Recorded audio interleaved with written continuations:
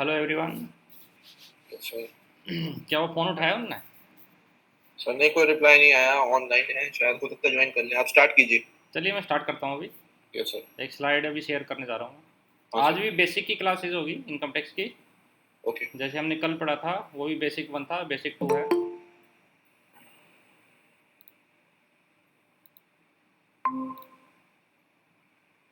चलिए अभी स्टार्ट करते हैं।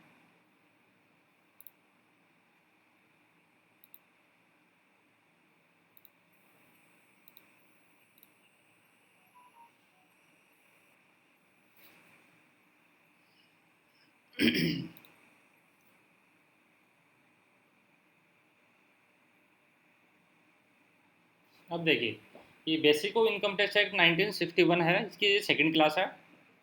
वॉइस क्लियर है सबको मेरी? यस सर, साफ है बिल्कुल। हाँ यस सर, ओके। तो इसमें हम ये बोलेंगे पहले, चार्ज ऑफ इनकम टैक्स क्या है, जो सेक्शन 4 बोलता है। जो चार्ज ऑफ इनकम टैक्स में देखिए क्या लिखा हुआ है। Income tax charge on every person. Person की एक डेफिनेशन है इनकम टैक्स एक्ट में।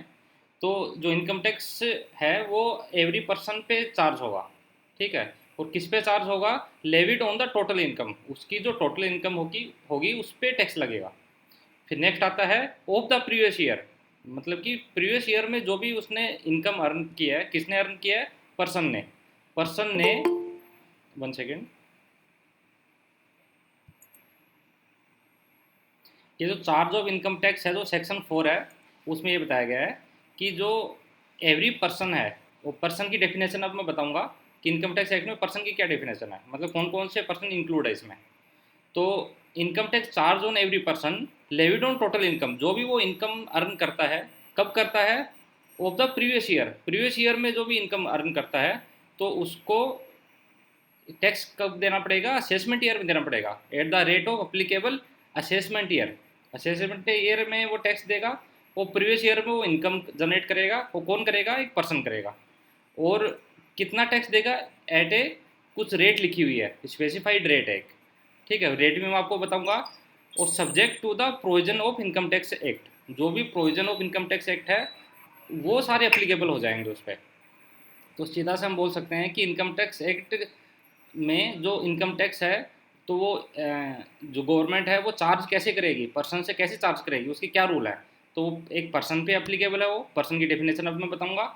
और इनकम पे वो टैक्स लगेगा, वो प्रीवियस ईयर में उसने अर्न किया हो, और वो टैक्स लगेगा असेसमेंट ईयर में, और एक स्पेसिफाइड रेट पे लगेगा, रेट में बताऊंगा।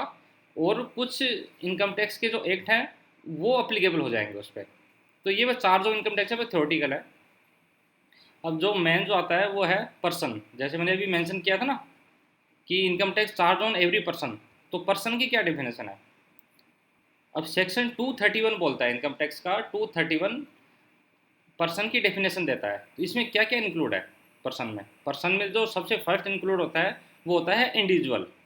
इंडिविजुअल में जैसे मान लो कोई भी अगर पर्सन है, ह्यूमन बींग है, उसमें जैसे अमित, सुमित, राजेश, मोहन, सोहन, कोई भी हो सकता है इंडिविजुअल में, ठीक है। तो इंडिविजुअल पे लगेगा इनकम टैक्स एक्ट। उसके बाद हिंदू एंड डिवाइडेड फैमिली, इसका एक अलग चैप्टर आएगा। तो हिंदू एंड डिवाइडेड फैमिली, इसको हम HUF भी बोलते हैं। तो जैसे हम बोल सकते हैं कि family of Amit, family of Sumit, family of Mohan, Sohan, तो उस पर भी इनकम टैक्स एक्ट अप्लीकेबल हो जाएगा, मतलब वो भी इनकम टैक्स देगा। उसके बाद कंपनी, कंपनी में कौन कौन सी है? जैसे रिलायंस, टाटा, BHEL, कोई भी कंपनी हो सकती है, तो कंपनी भी इसके अंदर इंक्लूड हो गई। साथ में आती है फर्म। फर्म में कौन कौन सी आती है? जो पार्टनरशिप एक्ट में रजिस्टर्ड हो वो फर्म में आती है। और कंपनी में कौन सी आएगी? कंपनी में क्या इंक्लूड होगा? जो भी कंपनी एक्ट में रजिस्टर्ड है वो कंपनी मानी जाएगी। और जो पार्टनरशिप एक्ट में जो रजिस्टर्ड है कोई भी ऑर्गेनाइजेशन, वो फर्म माना जाएगा। और फर्म नॉर्मली क्या होती है? जैसे चार्टर्ड अकाउंटेंट की फर्म होगी, लॉयर की कोई फर्म होगी, वो नेम कुछ भी हो सकता है, Amit and associate, Sumit and company. अब देखिए इसमें कंफ्यूजन हो सकता है कि सुमित एंड कंपनी तो कंपनी है, वो फर्म कहाँ से हुई? तो कंपनी के लिए जो प्री रिक्वायरमेंट है उसमें लास्ट में लिमिटेड वर्ड लिखा रहना बहुत ज़रूरी है। अगर कोई भी नेम में लिमिटेड वर्ड लिखा हुआ नहीं है तो वो कंपनी नहीं है, ठीक है। तो कंपनी हम अगर जानना चाहेंगे कंपनी है या फर्म है क्या है, तो पहले आप सबसे लास्ट में चेक कर लीजिए, उसमें अगर लिमिटेड वर्ड लिखा है इसका मतलब वो कंपनी है। ठीक है, अगर लिमिटेड वर्ड नहीं लिखा है और अगर वो पार्टनरशिप एक्ट में अगर रजिस्टर्ड है तो पार्टनरशिप फर्म हो गई। उसके बाद जो नेक्स्ट आता है वो आता है एसोसिएशन ऑफ पर्सन या बॉडी ऑफ इंडिविजुअल, जिसको नॉर्मली हम ट्रस्ट भी बोलते हैं। मतलब कुछ लोग मिलके काम करते हैं, कुछ लोग मिलके काम करते हैं बट वो कहीं उसमें पार्टनरशिप फर्म में रजिस्ट्रेशन नहीं करवाते या कोई कंपनी में रजिस्ट्रेशन नहीं करवाते, तो फिर वो उसको हम ट्रस्ट बोलेंगे, ट्रस्ट। क्योंकि वो एक ट्रस्ट है, उन 4 या 5% में ट्रस्ट है एक आपस में, कि हम एक बिजनेस सेटअप करते हैं और उसको रन करते हैं। तो उसको हम एसोसिएशन ऑफ पर्सन बोलेंगे इनकम टैक्स एक्ट के उसमें रूल्स में। एसोसिएशन ऑफ पर्सन मतलब कि बहुत सारे पर्सन हैं, उनका एक एसोसिएशन है। तो पर्सन जैसे मैंने डेफिनेशन में दे रहा हूँ, पर्सन में कौन कौन इंक्लूड हो सकता है, इंडिविजुअल, एचयूएफ, कंपनी। अगर मान लो कोई इंडिविजुअल या कोई कंपनी या कोई फर्म मिलके भी कोई अगर ट्रस्ट बनाते हैं तो वो बना सकते हैं, इसलिए हम एसोसिएशन ऑफ पर्सन वर्ड मैंने यूज़ किया है। फिर आती है बॉडी ऑफ इंडिविजुअल। अगर ओनली इंडिविजुअल ह्यूमन बीइंग अगर मिलके कोई वर्क करता है और ट्रस्ट बनाता है तो उसको हम बॉडी ऑफ इंडिविजुअल बोलेंगे। उसके बाद नेक्स्ट आता है लोकल अथॉरिटी। लोकल अथॉरिटी में जैसे वाटर वर्क्स हो गया, वाटर बोर्ड हो गया, इलेक्ट्रिसिटी बोर्ड हो गया, इसको हम लोकल अथॉरिटी बोलते हैं। उसके बाद नेक्स्ट आता है आर्टिफिशियल जुडिशियल पर्सन, इसको एजेपी बोलते हैं। तो एजेपी में नॉर्मली सोसाइटी इंक्लूड हो जाती है, कोर्ट हो गया, यूनिवर्सिटी होगी, म्यूनसिपल कमेटी होगी, ये सारे इसमें इंक्लूड हो जाएंगे। तो नॉर्मली आपको जो मोटा मोटा जो समझना है वो पहले तो इंडिविजुअल का समझना है, इंडिविजुअल पे इनकम टैक्स एक्ट लगेगा, इनकम टैक्स लगेगा। फिर एचयूएफ पे लगेगा, जो हिंदू अनडिवाइडेड फैमिली बोलते हैं। तो हिंदू अनडिवाइडेड फैमिली में एक अलग चैप्टर आएगा, उसमें भी डिटेल में बताऊंगा। फिर कंपनी पे सारा टैक्स लगेगा, ठीक है, पर्सन में इंक्लूड हो जाएगा। फर्म है वो पर्सन में इंक्लूड है। एसोसिएशन ऑफ पर्सन जिसको हम ट्रस्ट भी बोलते हैं, या लोकल अथॉरिटी होगी, या कोई स्कूल सोसाइटी होगी, कोर्ट होगी, स्कूल होगी, यूनिवर्सिटी होगी, म्यूनसिपल कमेटी होगी, वो सारे पर्सन में इंक्लूड है। तो सीधा सा ये है कि जो इनकम टैक्स जो चार्ज किया जाएगा वो एवरी पर्सन में चार्ज किया जाएगा। तो पर्सन में मैंने बता दिया, पर्सन कौन, तो पर्सन में individual, HUF, company, firm, association of person, local authority, और एसोसिएशन ऑफ पर्सन में बॉडी ऑफ इंडिविजुअल भी इंक्लूड है, और साथ में आर्टिफिशियल जुडिशियल पर्सन। इसमें कोई डाउट हो तो बताइए। हाँ सर। इसमें तो बस पर्सन की एक डेफिनेशन दे रखी है, पर्सन में कौन कौन इंक्लूड है। क्योंकि हम जब इनकम टैक्स के रिटर्न भरेंगे तो पर्सन वाइज अलग अलग इनकम टैक्स की रिटर्न होती है, स्लैब भी अलग अलग होता है, ठीक है, रूल्स भी सारे अलग अलग होते हैं पर्सन वाइज। जैसे सैलरी से रिलेटेड जो भी प्रोविजन है वो इंडिविजुअल पे अप्लीकेबल होता है, ठीक है, तो सैलरी से रिलेटेड जो भी प्रोविजन है वो कंपनी में अप्लीकेबल नहीं होगा, क्योंकि कोई कंपनी है वो किसी पे जॉब नहीं कर सकती। फर्म से रिलेटेड है, हो सकता है कि जो स्लैब रेट है वो फर्म की अलग हो, कंपनी की अलग हो, इंडिविजुअल की अलग हो। तो इसीलिए इसको अलग अलग पार्ट्स में डिवाइड किया गया है पर्सन में।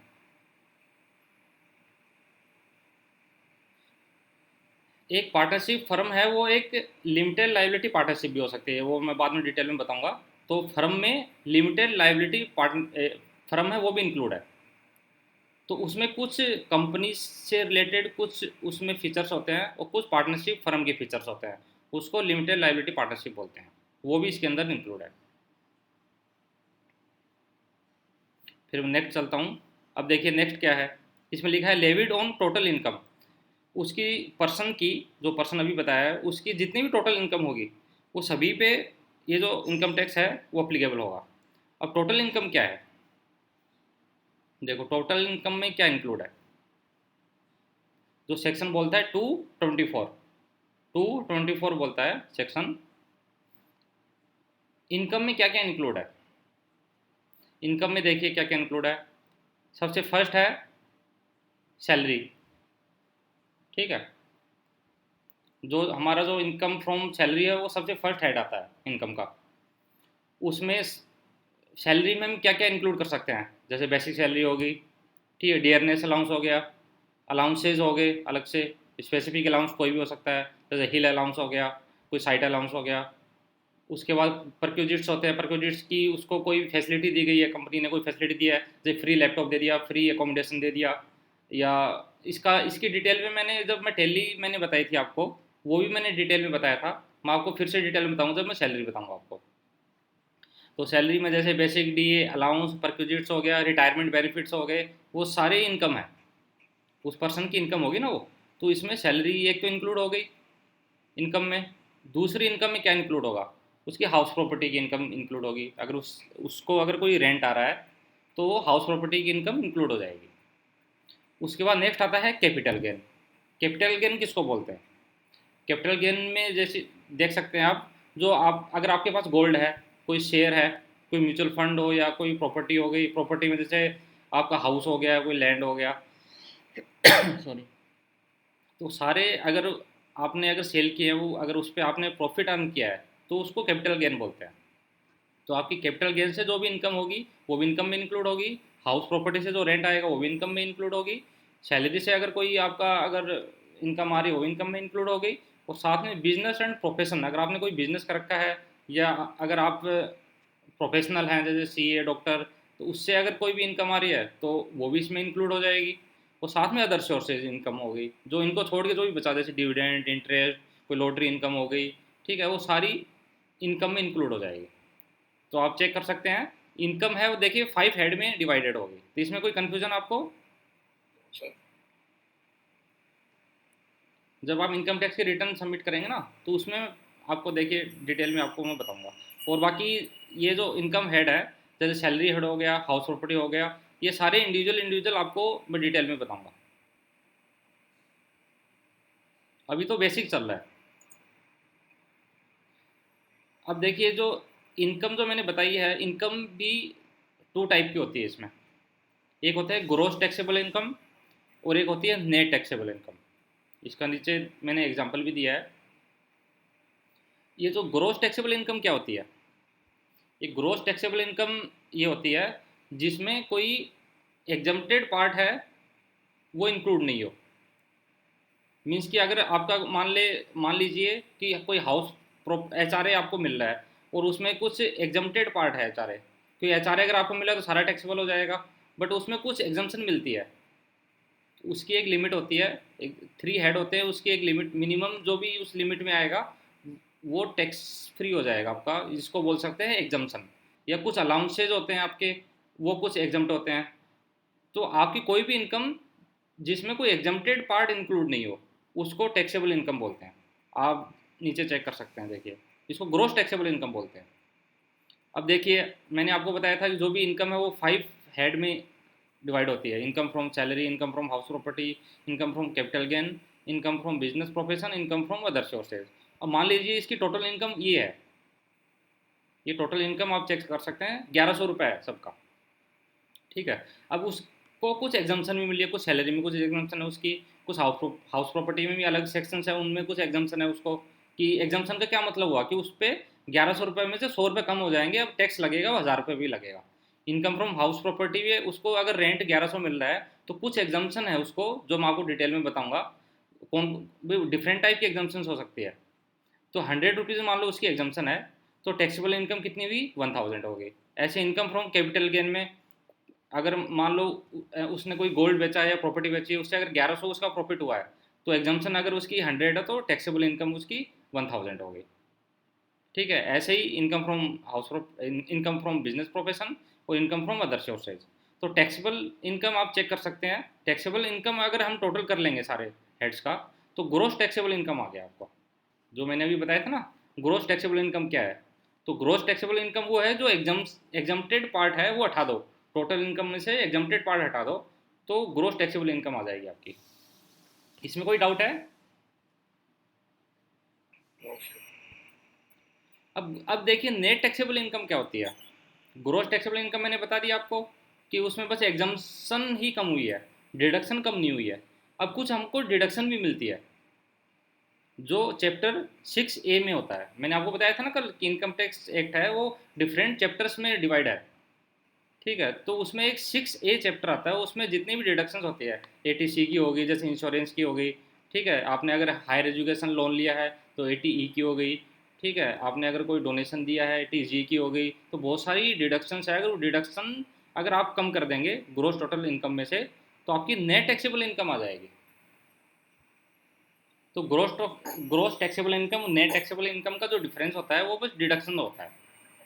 तो सबसे पहले आपको ग्रोस टैक्सेबल इनकम कैलकुलेट करना होगा, और उसके बाद डिडक्शन हम अंडर चैप्टर 6A से आप एग्जांपल देख सकते हैं 1000 है।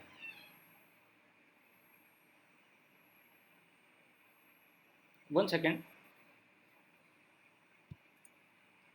पूछो समझ लाइन बना के पूछो समझ पूछ तो मैं बीच में आराम पूछ से रहा रुक के हूँ पूछो। पूछ रहा हूँ। हाँ जी, किसी को समझ में आ रहा है कुछ, कोई डाउट है? सर कोई डाउट नहीं सर, अभी तो आ रहा है मुझे। मैंने ट्रेन तो नहीं बना दी?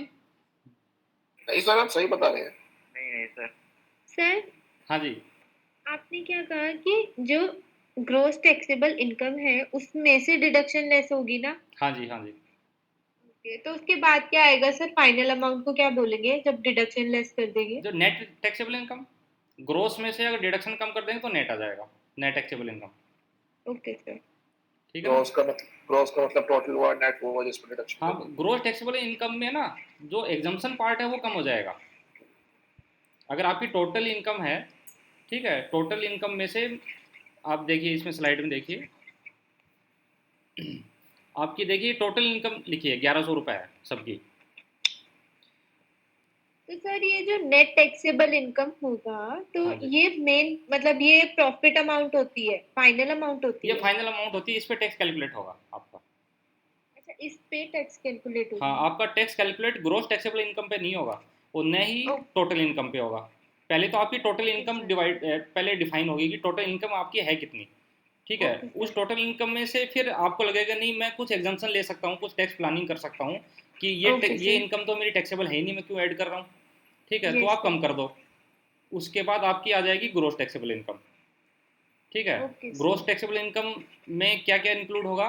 सैलरी वाला पार्ट, हाउस प्रॉपर्टी वाला पार्ट, कैपिटल गेन वाला पार्ट, बिजनेस एंड प्रोफेशन वाला पार्ट, और इनकम फ्रॉम अदर सोर्सेज। जितनी भी यस आप सर। अपना कैलकुलेट कर लीजिए, और टोटल देख लीजिए आपका कितना पैसा आपको आया है अकाउंट में या कैश यस में। सर। फिर उसमें से आप देख लीजिए कि मैं टैक्स प्लानिंग अगर मैं करना चाहूँ कि नहीं, मुझे तो हाउस HRA भी मिलता है।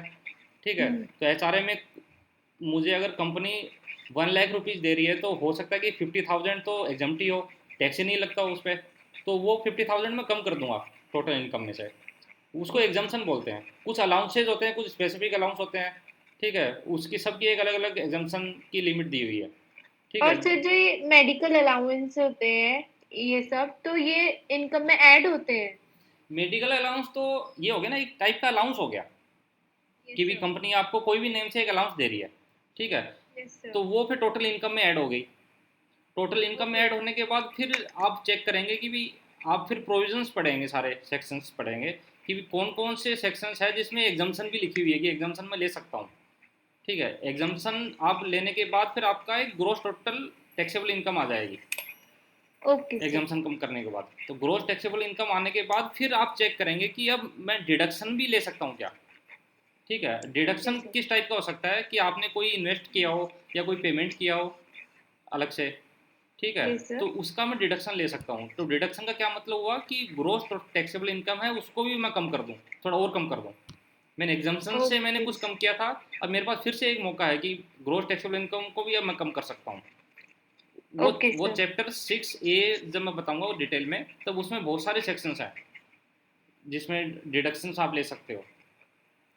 For okay example sir. जैसे आपने इंश्योरेंस कराया है तो 80C है, उसमें 1,50,000 तक आप एग्जाम्पशन ले सकते हो। तो 80C में 1,50,000 की लिमिट, मतलब उसमें बहुत सारे वो उसमें है आइटम्स हैं जिसकी आप एग्जाम्पशन ले सकते, सॉरी डिडक्शन ले सकते हो। उसके बाद जैसे आपने अगर डोनेशन दिया है किसी को तो उसकी भी कुछ अलग अलग प्रोविजंस हैं। अगर आपने कोई मेडिकल पे अगर कोई एक्सपेंडिचर किया है या कोई मेडिक्लेम किया है तो उसकी अलग अलग एक्सपेंडिचर होगी। आपने अगर कोई हाउसिंग लोन लिया है, ठीक है, हाउसिंग लोन की एक अलग एग्जाम्पशन हो जाएगी। उसके बाद सॉरी डिडक्शन हो जाएगा। अगर हाउसिंग लोन के बाद अगर आपने कोई हायर एजुकेशन लोन लिया है तो उस पर 80E है, उस पर आपका डिडक्शन मिल जाएगा। तो बहुत सारे डिडक्शंस हैं जब मैं आपको डिटेल में बताऊंगा। अभी तो मैं बता रहा हूँ ग्रोस टैक्सेबल इनकम और नेट टैक्सेबल इनकम में क्या डिफरेंस है। क्योंकि हम इनकम वाला पार्ट देख रहे हैं ना अभी। अभी हमने देखा था कि इनकम में क्या क्या इंक्लूड है, तो इनकम में हमारा क्या क्या इंक्लूड है। 1 सेकेंड, किसी को कोई डाउट है? नहीं सर, वो मुझसे by mistake okay okay okay. Rent free accommodation भी आएगी ना इसमें? हैं जी? रेंट फ्री अकोमोडेशन भी आएगी? रेंट फ्री एकोमोडेशन हमारा परक्यूजिट्स में इंक्लूड हो जाएगा, जो सैलरी वाला हम पार्ट ओके। पढ़ेंगे ना। तो कोई भी आपको अगर फैसिलिटी दे रखी है कंपनी ने, रेंट फ्री एकोमोडेशन तो ऐसी फैसिलिटी होगी। अगर आपको मान लो हॉस्पिटल की फैसिलिटी हो गई, या ऐसे रेंट फ्री एकोमोडेशन हो गया, या कोई मान लो कंसेशनल लोन भी दे रखा है, कोई भी टाइप की अगर फैसिलिटी दे रखी है, लैपटॉप दे रखा है, ठीक है, तो वो सारी उसमें ना सैलरी में टैक्सेबल इनकम में इंक्लूड हो जाएगी। ओके, जैसे फोन वोन भी कुछ फ्री मिलता है वो भी? हाँ, सारा सारा हो सकता है, ओके। सारा हो जाएगा। बट अगर ये हो सकता है कि अगर कंपनी ये प्रूव कर दे कि ये जो भी मैं एक्सपेंडिचर इस पर कर रहा हूँ, ठीक है, फॉर एग्जांपल मैं कहीं टूर पे गया कंपनी के पर्पज़ से, टूर पे गया तो ये है कि मैंने तो एज ए बिजनेस के लिए काम किया है, वो मेरा कोई बेनिफिट नहीं था, ठीक है। मैं तो ये मानूंगा कि मैं तो बिजनेस के पर्पज़ के लिए कर रहा हूँ, कि मेरा तो इतना खर्चा हो गया था और कंपनी मुझे एज ए रिम्बर्स दे रही है, तो वो टैक्सेबल इनकम में नहीं आएगा अगर मैं स्पेसिफिक बिजनेस के लिए ही कर रहा हूँ। या जैसे ये बोल सकते हैं, जैसे अगर आपको वो रिम्बर्स करती है उसका मोबाइल का, अगर मान लो मोबाइल बिल का अगर रिम्बर्स करती है, तो कंपनी ये प्रूव कर सकती है कि ये हमने जो मोबाइल जो भी दे रखे हैं, जितने भी मोबाइल हमने दे रखे हैं इसको, वो कंपनी के पर्पज़ के लिए दे रखे हैं, और वो फिर टैक्सेबल इनकम में पार्ट नहीं आएगा। ओके। 1 सेकेंड।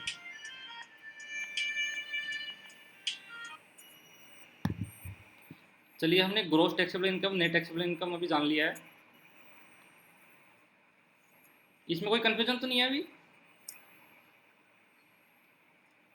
आगे बढ़ें क्या? आगे चलें क्या?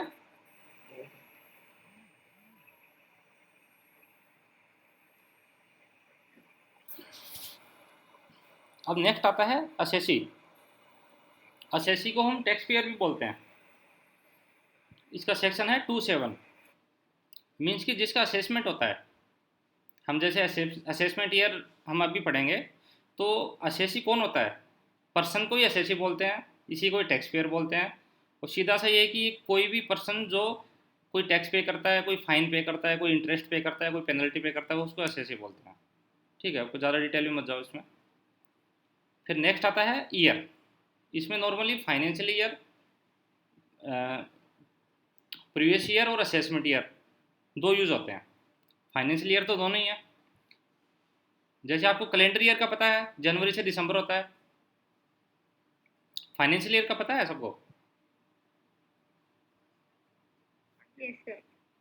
तो फाइनेंशियल ईयर और कैलेंडर ईयर तो डिफरेंट हो गया, क्योंकि कैलेंडर ईयर है वो जनवरी टू दिसंबर होता है, और जो फाइनेंशियल ईयर होता है वो अप्रैल टू मार्च होता है। ये तो सबको ही पता होगा।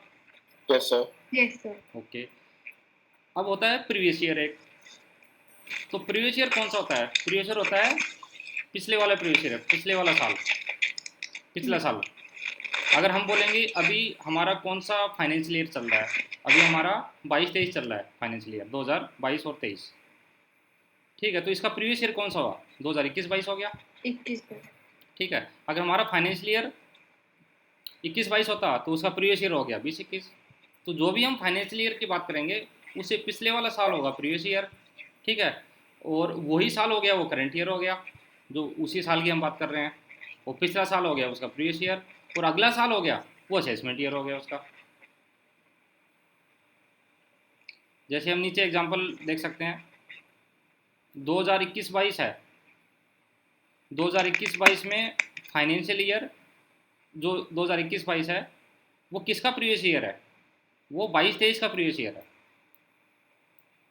जो हमारा तो 2022-23 है, इसका प्रीवियस ईयर कौन सा है? 2021-22, ठीक है। तो इसका मतलब 2022-23 हमारा असेसमेंट ईयर हो गया। इसमें कुछ नहीं है, बस सिंपल सा ही है कि एक फाइनेंशियल ईयर होता है, एक असेसमेंट ईयर होता है। फाइनेंशियल ईयर पिछले वाला साल, असेसमेंट ईयर की जिसमें हमारा असेसमेंट होता है बस। फाइनेंशियल ईयर में जो भी हम इनकम जनरेट करेंगे, तो वो असेसमेंट ईयर में मतलब अगले साल उस पर टैक्स लगेगा, बस सिंपल सा ही है। तो सीधा सीधा आप चेक कर सकते हैं, तो प्रीवियस ईयर में हम इनकम अर्न करेंगे तो उसका असेसमेंट नेक्स्ट ईयर होगा, या इनकम जो भी टैक्स होगी वो असेसमेंट ईयर में होगी अगले साल। इसमें तो कोई डाउट नहीं है।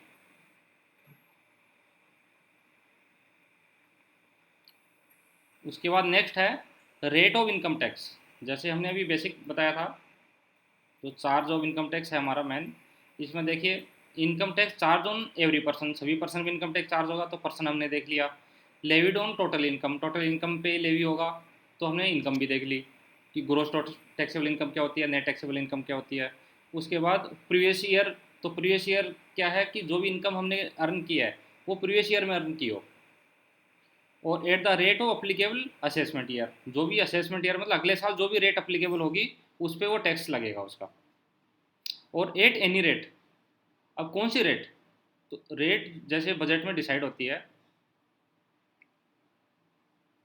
ये देखिए रेट कोई भी हो सकती है, और रेट सबकी, जैसे सीनियर सिटीजन की, सुपर सीनियर सिटीजन की, नॉर्मल पर्सन की।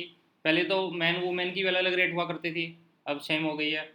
अब रेट में भी है कि अभी two old regime, new regime ऐसे भी आ गया है, कंपनी की अलग रेट होती है। तो जो भी रेट होती है वो जब मैं आपको रेट के बारे में जब डिटेल में बताऊंगा, अभी तो मैं बेसिक्स बताऊंगा रेट होती क्या है। बजट में जो भी इनकम टैक्स की जो भी रेट आते हैं वो चाहे स्लैब रेट के थ्रू आए या सीधा सिंपल आ जाए। जैसे ये आप रेट चेक कर सकते हैं, ये कंपनी पे अप्लीकेबल है, ये पुराने साल की है। तो इसमें नॉर्मल रेट 30% है। स्मॉल कंपनी है, स्मॉल कंपनी का एक अलग टर्नओवर है कि उसका टर्नओवर अगर कोई स्पेसिफिक लिमिट तक है तो उस पर 25% टैक्स लगेगा, फिर उस पर कुछ सरचार्ज लगेगा, कुछ एजुकेशन सेस लगेगा, फिर नॉर्मल टैक्स कुछ है, एक न्यू रिजीम भी था उसमें। तो रेट का मतलब ये है कि कंपनीज पे या फर्म पे एक स्पेसिफिक रेट होती है, और इंडिविजुअल पे नॉर्मली स्लैब रेट पे होता है। ठीक है। अब सिंपल सा हमारा अब मेन जो है, हम देखते हैं कि जो स्टेप्स क्या है इनकम टैक्स कैलकुलेट करने के, क्या स्टेप्स हैं। ये हमारा मेन है भी। आप इनकम टैक्स अगर कैलकुलेट करोगे तो उसकी क्या स्टेप्स हैं, आप पहले क्या करोगे, लास्ट में क्या करोगे, और बीच में क्या करोगे।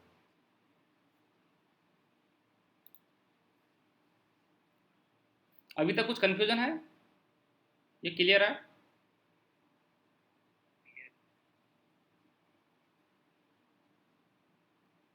किसी की कोई क्वेरी है। No sir. चलिए फिर आगे आज करते हैं। मैंने स्लो स्लो बोल रहा है। हैं जी। लगता है मनीष की तबीयत खराब है आज। अच्छा, मनी जी की तबीयत खराब है, लग रहा है मुझे। हो सकती है, मौसम चेंज हो रहा है अभी। मेरा माइक खराब हो रहा है, तबीयत खराब नहीं है। Okay okay. अच्छा, माइक खराब हो गया, आपका भी माइक खराब होता है क्या। सर आज गलती से जो सीपीयू आपका होता है माइक खराब हो उसका, गया तो हमारा क्या होगा। अरे नहीं सर, उस पे गलती से हाथ ज्यादा टाइट हो गया तो पोर्ट टूट गया। अच्छा अच्छा, तो आप तो तुरंत ठीक कर लेते हैं। हाँ सर। अब पूरा चलिए। कंप्यूटर बना लेते हैं तो। हाँ जी, और क्या, इनका माइक टूटने लगा तो पता नहीं अपना क्या होगा। फिर हमारा क्या होगा। गलती से। चलिए, steps of income tax calculation हम चेक करते हैं। देखो, मैं आपको जो कल बताऊंगा ना वो बताऊंगा रेजिडेंशियल स्टेटस। रेजिडेंशियल स्टेटस क्या होता है, जब भी आप किसी का इनकम टैक्स कैलकुलेट करेंगे उसका रेजिडेंशियल स्टेटस चेक करना पहले, कि वो रेजिडेंट है या कोई नॉन रेजिडेंट है, या सीधा सीधा आप सिंपल से समझ सकते हैं रेजिडेंट है या एनआरआई है। क्योंकि एनआरआई पे अलग टैक्स रेट अप्लीकेबल हो जाएगा, रूल्स सारे अप्लीकेबल हो जाएंगे अलग। ठीक है। और नॉर्मल अगर रेजिडेंट है, आप अगर इनकम टैक्स की रिटर्न भी कभी अगर फाइल की होगी तो उसमें भी आपसे वो पूछता है, ऑप्शन पूछता है कि आप रेजिडेंट हो या नॉन रेजिडेंट हो, या और भी अदर कुछ अलग हो। सर एक आप, क्वेश्चन है। हाँ जी। सर जैसे एनआरआई होते हैं, जैसे सपोज कीजिए अगर उसने उस कंट्री में इनकम टैक्स पे कर दिया तो इंडिया में थोड़ी ना करना होगा उसको। वो कंडीशन है ना कि वो एनआरआई अगर है, ठीक है, हाँ। तो वो कौन सी कंडीशन में इंडिया में टैक्स पे करेगा, जब मैं आपको एनआरआई से रिलेटेड मैं कल बताऊंगा ना, उसमें बताऊंगा मैं अच्छा, आपको। मतलब जरूरी नहीं है, अगर उसने उस कंट्री में दे दिया तो हो सकता है यहाँ पे भी यहाँ देना। भी दे सकता है, यहाँ भी दे सकता ओके ओके है। ओके। अगर उसने यहाँ पर इनकम कमाई है तो यहाँ देगा। अच्छा, वहाँ पे कमाई तो वहाँ पे। हाँ, वहाँ देगी तो वहाँ, अगर वो एनआरआई है तो। और ओके। अगर वो रेजिडेंट है, जैसे हम लोग हो गए रेजिडेंट, हम्म, नॉर्मली हम क्या बोलते हैं कि अगर हमने 182 डेज से ज़्यादा हम इंडिया में रहे हैं, या सीधा सीधा बोल सकते हैं आधे साल से ज़्यादा अगर हम इंडिया में रहे हैं, ठीक है, तो हम रेजिडेंट हो गए। उसमें बहुत लंबी कंडीशंस है, बहुत सारी कंडीशंस है उसमें, अभी मैं मोटा मोटा बता रहा हूँ, ठीक है। और ये जो रेजिडेंशियल स्टेटस हमको चेक करना है कि रेजिडेंशियल स्टेटस क्या है, कि क्योंकि तभी हमको पता चलेगा कि एनआरआई है तो कौन से एप्लीकेबल रूल होंगे, और अगर रेजिडेंट है तो कौन से रूल एप्लीकेबल होंगे। नॉर्मली रेजिडेंशियल स्टेटस में देखिए टाइप ऑफ रेजिडेंशियल स्टेटस कौन कौन से हो सकते हैं। सबसे पहले तो होता है रेजिडेंट, उसके बाद होता है नॉन रेजिडेंट जो एनआरआई बोलते हैं, और अब कुछ नया रूल भी आया है, डीम्ड रेजिडेंट भी बोलते हैं कुछ, ठीक है। डीम्ड रेजिडेंट कुछ आपकी अगर कुछ स्पेसिफिक इनकम है, कुछ लिमिट है, और साथ में आप स्पेसिफिक डेज में अगर इंडिया के बाहर रह रहे हो या अंदर रह रहे हो तो उस पर भी कुछ अलग रूल्स हैं। और अगर आप रेजिडेंट है तो उसमें भी आपके दो ऑप्शन है, आप ऑर्डिनरी रेजिडेंट है या नॉट ऑर्डिनरी रेजिडेंट है। तो कल मैं आपको डिटेल में बताऊंगा इसकी। तो आपको ये मैं बताऊंगा कि रेजिडेंट हम कोई भी पर्सन है तो रेजिडेंट हम किसको बोलेंगे, नॉन रेजिडेंट किसको बोलेंगे, डिम्ड रेजिडेंट किसको बोलेंगे, और अगर रेजिडेंट है तो फिर उसकी इनकम कैसे कैलकुलेट होगी, अगर वो एनआरआई है तो इनकम कैसे कैलकुलेट होगी, दो चीज़ बताऊंगा आपको मैं। तो पहले तो आपको डिसाइड कर लेना है कि वो रेजिडेंशियल स्टेटस क्या है उसका, ठीक है। मान लो हमने डिसाइड कर लिया कि वो रेजिडेंट है, ठीक है, इंडिया में हमेशा रहता है। वो रेजिडेंट का मतलब ये नहीं है कि इंडिया का नागरिक है, वो अलग चीज़ है। इनकम टैक्स एक्ट ये नहीं बोलता कि इंडिया का नागरिक है तो रेजिडेंट हो गया, हो सकता है कि वो नॉन रेजिडेंट हो जाए, वो एनआरआई हो जाए वो। उसके बाद नेक्स्ट आएगा classification of income under different head, जो भी उस आपकी इनकम आती है, जैसे आपके अकाउंट में जैसे सैलरी भी आ रही है, रेंट भी आ रहा है, डिविडेंड भी आ रहा है, ठीक है। आप बैंक स्टेटमेंट देखें तो सब मिक्स हो गया, इंटरेस्ट भी आ रहा है उसमें, अगर मान लो आपने किसी को सेल किया तो वो भी पैसा आ गया। तो बैंक को तो नहीं पता कि कौन कौन से हेड में क्या कौन कौन सी इनकम है, तो आपको क्लासिफिकेशन करना है उसका डिफरेंट हेड्स में, कि उसमें सैलरी का पार्ट ये हो गया, इंटरेस्ट का पार्ट ये हो गया, डिविडेंड का पार्ट ये हो गया, ठीक है। उसके बाद रेंट आया उसका पार्ट ये हो गया, कोई मैंने सेल की है तो वो अलग अलग हो गया। आपको क्लासिफिकेशन करना है अलग अलग हेड्स में, जो मैंने आपको अलग अलग हेड्स बताए ना इनकम के, जो सैलरी, रेंट, कैपिटल गेन, आपने मान लो हाउस बेच दिया वो भी आपके अकाउंट में पैसे आ गए। तो जो भी आपके अकाउंट में पैसे आए हैं, क्रेडिट हुआ आपका अकाउंट, तो आपको क्लासिफिकेशन करना है इनकम का, मतलब कि उसको सैलरी का पार्ट कौन सा हो गया, और रेंट का कौन सा हो गया, कैपिटल गेन का कौन सा हो गया, और प्रॉफिट अगर कोई है वो कौन सा हो गया, और बचा हुआ ये अदर सोर्सेज में जैसे डिविडेंड हो गया, इंटरेस्ट हो गया। यहाँ तक क्लियर है, कोई दिक्कत नहीं है। No problem. उसके बाद हमको क्या करना है, exclusion of income not chargeable to tax. अब हमने ये देख लिया कि हमारा भी अकाउंट में इतना पैसा आया है, ठीक है, तो हमारा अब टोटल इनकम होगी, हम बोलेंगे इसको टोटल इनकम। अब उस टोटल इनकम में से जैसे मैंने बताया था एग्जम्पशन, जैसे मैंने देखिए यहाँ बताया था, ये देखिए तो 1100 रुपये आपकी टोटल इनकम है, ठीक है। आपने क्लासिफिकेशन कर लिया कि सैलरी का ये है, हाउस प्रॉपर्टी का ये है, कैपिटल गेन का ये है, बिजनेस का ये है, अदर सोर्सेज का ये है, आपके अकाउंट में इतने इतने पैसे आए हुए हैं। उसके बाद आपको एक्सक्लूड करना है कि कौन कौन से पे टैक्स नहीं लगेगा, जिसको हम एग्जम्पशन भी बोलते हैं। तो सब पे मान लीजिए 100 रुपीज़ टैक्स नहीं लगेगा। क्लासिफिकेशन करने के बाद हमारी नेक्स्ट स्टेप क्या आई, exclusion of income not chargeable to tax, जिस पे टैक्स नहीं लगना है इनकम पे वो एक्सक्लूड कर दो, हटा दो, जिसको हम एग्जम्पशन बोलते हैं। तो हमारा थर्ड स्टेप हो गया कि जो भी इनकम हमने अर्न किया है उसमें से वो हटा दो जिस पे टैक्स नहीं लगेगा। भी इसमें तो हमारा ही बेनिफिट है ना, जिस पे टैक्स लगना ही नहीं है तो हम क्यों ऐड करेंगे। उसके बाद नेक्स्ट आता है computation of income under each head. उसके बाद हम कंप्यूटेशन करेंगे, सैलरी में हमने कैलकुलेट कर लिया कि हमारी सैलरी के हिसाब से ये इनकम हो गई जो टैक्सेबल है। उसके बाद हाउस प्रॉपर्टी में हमारे बहुत सारी प्रोविजंस हैं, वो हमने चेक कर लिया क्योंकि हमने कुछ लोन भी ले रखा था, उस पर हमने इंटरेस्ट पे किया, तो उसका भी हमने कुछ एग्जाम्पशन ले लिया, कुछ डिडक्शन ले लिया। तो हमने अलग अलग हेड्स की इनकम कैलकुलेट कर ली, ठीक है, यहाँ तक भी क्लियर है। उसके बाद देखो आपने क्या कर दिया आपने कि आपके पास 5 लाख रुपीज़ एक्स्ट्रा पड़े थे, आपने सोचा क्या करूं, तो आपने अपने वाइफ के नाम एफडी करा दी। वाइफ के नाम एफडी कराने के बाद अब एफडी में जो भी इंटरेस्ट आ रहा है वाइफ को आ रहा है, बट इनकम टैक्स बोलता है, इनकम टैक्स एक्ट ये बोलता है क्योंकि इनकम वो आपकी है, पैसे वो आपके हैं, तो उस पर जो भी इनकम होगी वो आप पे टैक्सेबल होगी। तो इसको हम बोलेंगे clubbing of income of spouse minor child. और आपने बच्चे के नाम अगर कोई करा दिया है स्पाउस के नाम अगर आपने पैसे ट्रांसफ़र किए हैं, उससे अगर कोई वो इनकम कमा रही है तो आपकी इनकम में वो क्लब हो जाएगा वो। इसमें कोई डाउट? ओके। हमारी 5 स्टेप कंप्लीट होगी। उसके बाद 6 स्टेप है सेट ऑफ और carry forward and set of loss. जैसे मान लो क्या हुआ, आपने शेयर सेल कर दिए, ठीक है। शेयर सेल करने के बाद आपने लास्ट ईयर शेयर सेल किए थे और उस पर आपका लॉस हो गया था, तो आपने इनकम टैक्स रिटर्न में लॉस शो कर दिया था। लॉस शो करने से क्या होता है, जो नेक्स्ट ईयर में अगर आपने कोई प्रॉफिट कमाया है तो उससे वो सेट ऑफ हो जाएगा। जैसे पिछले साल मैंने 50,000 लॉस किया, ठीक है, इस साल मैंने 70,000 प्रॉफिट कर लिया, तो बट पिछले साल वो लॉस था, तो मैं क्या करूँगा, इनकम टैक्स रिटर्न में वो शो कर दूंगा मैं, ठीक है। शो करने से क्या होगा, जब मैंने 70,000 प्रॉफिट कमाया तो 50,000 जो लॉस हुआ है वो कम कर दिया मैंने, तो 20,000 पे ही मैं टैक्स दूंगा। इसको सेट ऑफ और कैरी फॉरवर्ड बोलते हैं। आपने लॉस है वो कैरी फॉरवर्ड कर दिया है, नेक्स्ट ईयर में कैरी फॉरवर्ड कर दिया, और अगले साल में आपको वो बेनिफिट मिल गया। आपको अभी समझ में नहीं आएगा ये, जब मैं आपको जो कैपिटल गेन पढ़ाऊंगा या बिजनेस प्रोफेशन बताऊंगा, जैसे आपका लॉस बिजनेस में भी हो सकता है, उसका भी कैरी फॉरवर्ड कर सकते हो, ठीक है। सर, हाँ जी। जो आपने फिफ्थ पॉइंट कहा है कि clubbing of income of spouse, minor child etcetera, तो उसमें ऐसे कैसे कंफर्म होगा कि मतलब हस्बैंड के पैसों से वाइफ के, अगर वाइफ खुद अर्न कर रही है तो ये रूल फॉलो नहीं होगा? मतलब ये समझ नहीं आया।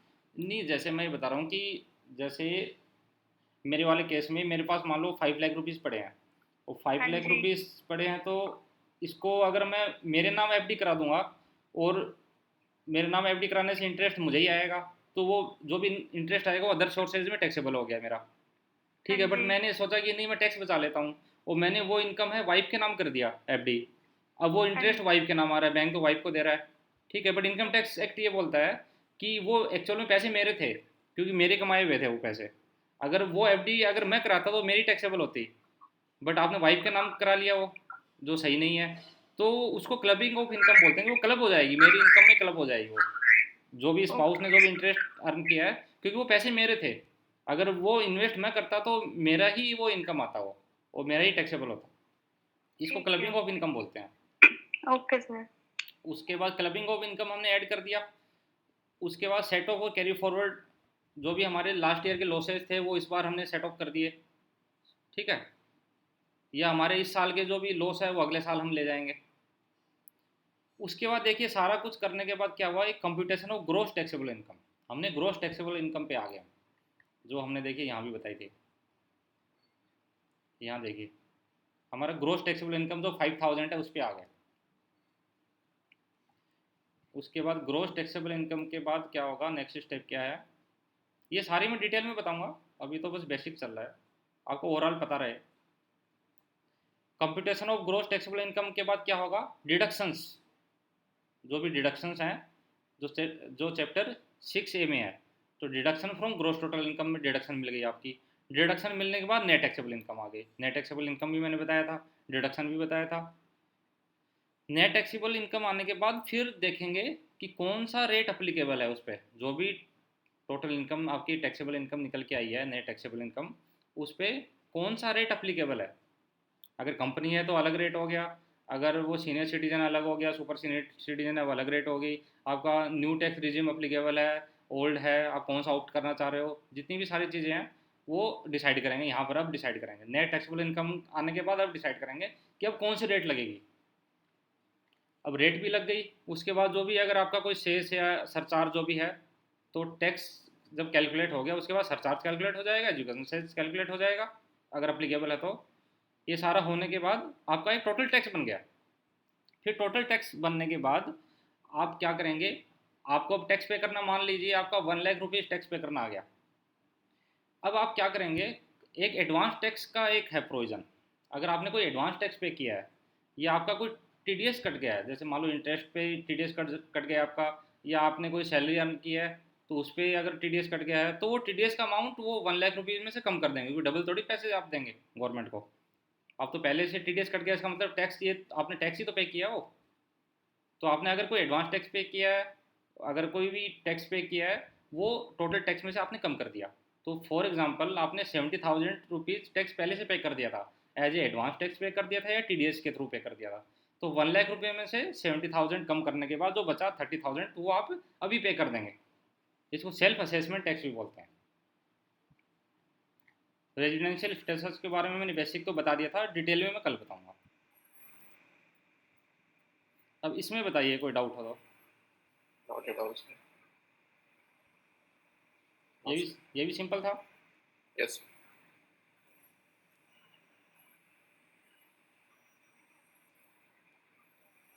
सर टीडीएस किस पे लगता है, मतलब किस पे कैलकुलेट होता है? टीडीएस एक्चुअल में टीडीएस जो होता है वो इनकम टैक्स होता है। ठीक है, टीडीएस का क्या मतलब हुआ, कोई भी अगर पेमेंट कर रहा है किसी को, तो यस टीडीएस सर। का क्या डेफिनेशन हुई, टैक्स डिडक्ट एट सोर्स।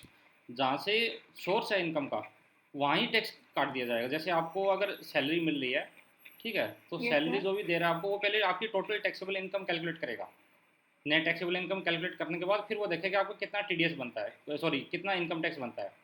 उस इनकम टैक्स को फिर वो गवर्नमेंट को पे कर देगा कि सैलरी में से काट के, उसी को टीडीएस बोलते हैं। बस वो होता है इनकम ओके, टैक्स ही है। मतलब जो पार्ट गवर्नमेंट पे जाता है वो टीडीएस है। टीडीएस वो है कि आपका जो भी टैक्स बन रहा है वो आपसे उसने डिडक्ट कर लिया और गवर्नमेंट को पे कर दिया, और आपके पैन नंबर सर पे ये पे किया। डिसाइड गवर्नमेंट ही डिसाइड करती है कि कितना कटेगा नहीं, टीडीएस? वो टीडीएस के कुछ सेक्शंस हैं, बहुत सारे सेक्शंस हैं। टीडीएस के बहुत सारे नहीं, सेक्शंस हैं। जैसे जैसे आपकी सैलरी है, हाँ जी, वो कंपनी काट के टैक्स काट के दे रही है ना। हाँ जी। हाँ, वही फाइन। हाँ, तो उसमें सेक्शन है ना, 192 एक सेक्शन है। ठीक है, तो 192 में ये है कि जो भी अगर एम्प्लॉयर है, तो एम्प्लॉयर कौन हुआ, कंपनी या कोई भी पर्सन हो गया। तो वो अगर मान लो एम्प्लॉय को कोई भी सैलरी दे रही है, तो उस पर अगर उसकी नेट टैक्सेबल इनकम अगर उसकी ज़्यादा है, तो वो टीडीएस काट लेगी उसका, मतलब वही टैक्स उससे गवर्नमेंट को पे कर देगी आपके ब्याह पे, और आपकी सैलरी से वो डिडक्ट कर लेगी। उसी को टीडीएस बोलते हैं। कैलकुलेट ऐसे ही होता है वो। Okay sir. टीडीएस के तो सर पहले। ये जो बिजनेस वाले हैं, मतलब जिनका सपोज एम्प्लॉय नहीं है, जो जिनका बिजनेस है, उन पे सब सब तरह के लोगों का होगा? नहीं समझा नहीं, आप क्या बता रहे हैं। मतलब सर जैसे सैलरी पे कटता है ना, हाँ जो जी, सोर्सेज है इनकम हाँ की, जी, हाँ जी। तो ऐसे तो जो नहीं, अदर जो लोग सोर्सेज भी कट सकता है, बिजनेसमैन है। अदर सोर्सेज भी कट सकता है, रेंट पे भी टीडीएस कट सकता है। अगर आपको कोई पेमेंट कर रहा है, तो अगर वो कुछ भी उसका पार्ट अगर काट लिया उसने, कम पेमेंट किया और वो गवर्नमेंट यस को पे सर। कर दिया, तो उसी को टीडीएस बोलेंगे। ऐसा वो तो स्लैब्स में स्पेसिफाइड होता है, कितनी अगर ज्यादा होगी उसमें टीडीएस की कटना है। एक्चुअल में जो टीडीएस जो कटता है, वो अगर सैलरी पे कट रहा है, तो वो तो स्लैब के हिसाब से कटेगा। और अदर देन अगर सैलरी पे कट रहा है, जैसे मान लो कोई भी अगर आपने कॉन्ट्रैक्ट पे दिया कोई भी वर्क, ठीक है, तो कॉन्ट्रैक्ट कोई सैलरी तो हुई नहीं। ठीक है, तो उस पर फिर एक स्पेसिफिक रेट्स हैं, 10%, 2%, 5%, सबकी अलग अलग रेट है। तो वो स्पेसिफिक रेट पे टीडीएस कटेगा, उस टाइम पे सर आपकी उस टैक्सेबल इनकम कैलकुलेट नहीं होगी। सर उस पे भी तो कुछ कंडीशन होती है कि अगर मिनिमम इतना तो इतने पे नहीं कटेगा, हाँ अगर हाँ, आगे चला कंडीशन है, के सबकी बढ़ेगा। अलग अलग है। हाँ। मान लो 20,000 से ज़्यादा पेमेंट है, यस 50,000 सर, से ज़्यादा एग्जैक्टली। पेमेंट है, यस 1 लाख से ज़्यादा पेमेंट है, वो जब मैं सेक्शन बताऊंगा टीडीएस के, तो टीडीएस, यस, वो तब हाँ, क्लियर हो उस जाएगा। टाइम फिर क्लियर होगा आपको। हम्म। तो टीडीएस कुछ नहीं है, बस इनकम टैक्स है जो आपके बिहाफ पे उसने गवर्नमेंट को पे कर दिया, और आपसे आपको जो पेमेंट किया उसने, उसमें से वो पैसा काट लिया, उसी को राइट। टीडीएस है। बस वही टीडीएस है। उस टीडीएस से आपको बेनिफिट मिलता है जब आप income tax act, sorry income tax file करते हैं, तो उसमें से वो टीडीएस का पार्ट आप कम कर सकते हैं। जो भी टैक्सेबल इनकम पे जो भी टैक्स बना, आपका टैक्स लायबिलिटी बनी, तो उसमें से जो भी आपका टीडीएस डिडक्ट हुआ है वो आप कम कर देंगे, क्योंकि पैसा आपके ब्याह पे पहले ही जमा हो चुका है गवर्नमेंट के पास। और बताइए, कोई डाउट है। ओके। नहीं सर। और सर जो टीडीएस ऑन परचेज है सेक्शन 194 क्यू। 194 क्यों, वो भी एज ए टीडीएस ही है। हाँ जी वन सर, लेकिन उसमें 50 लाख परचेज के बाद 0.1% कटता है। अगर हमने 50 लाख से पहले ही काट दिया तो कुछ इश्यू होता है क्या? इशू कुछ नहीं है, कुछ इशू नहीं है। अगर मान लो काट भी दिया है, तो आप, हाँ अगर मान लो आप कंपनी हो, आपने काट दिया, तो आप उसके पैन नंबर पे तो डिपॉजिट करेंगे ना, जो भी डिपॉजिट किया है, जब रिटर्न सबमिट करेंगे, जी, कर तो उसको उस लीजिए। टाइम बेनिफिट मिल जाएगा। ठीक है तो उसका सर। लॉस कुछ नहीं होना। ठीक। एज ए कई लोग ना एज ए सेफ काट देते हैं, जैसे हाँ जैसे मान लो 50 lakhs की जो भी लिमिट है, वो तो पैन इंडिया बेस पे है। जी। तो आप कैसे डिसाइड करेंगे, हो सकता है कि आपकी मान लो 10 ब्रांच है पूरे इंडिया में, या 20 ब्रांच है, 100 ब्रांच है, बहुत बड़ी कंपनी है। ठीक है, तो आप सब में तो आप पूछेंगे नहीं भैया मैं पेमेंट कर रहा हूँ 20 lakhs का, आपके यहाँ भी कोई है क्या इसका डीलिंग, ठीक है, तो आप या तो सबसे पूछो, वो हेक्टिक हो जाता है, तो आप क्या करते हो एज ए शेफ, आपका टीडीएस क्यों ज़्यादा रेट तो है नहीं इस पर, तो आप शेफ उसका टीडीएस काट देते हो, तो उसको भी ज़्यादा फर्क पहले नहीं पड़ता, क्योंकि उसका जब वो रिटर्न सबमिट करेगा तो उस पर बेनिफिट मिल जाएगा उसको, ठीक है तो आप सर। काट सकते हो एज ए शेफ काट सकते हो। हाँ जी, ओके सर। चलिए, और किसी का डाउट हो तो बताइए, नहीं तो कंप्लीट करते हैं, और सर बता दीजिए। कल फिर वो पढ़ते रेजिडेंशियल पढ़ेंगे।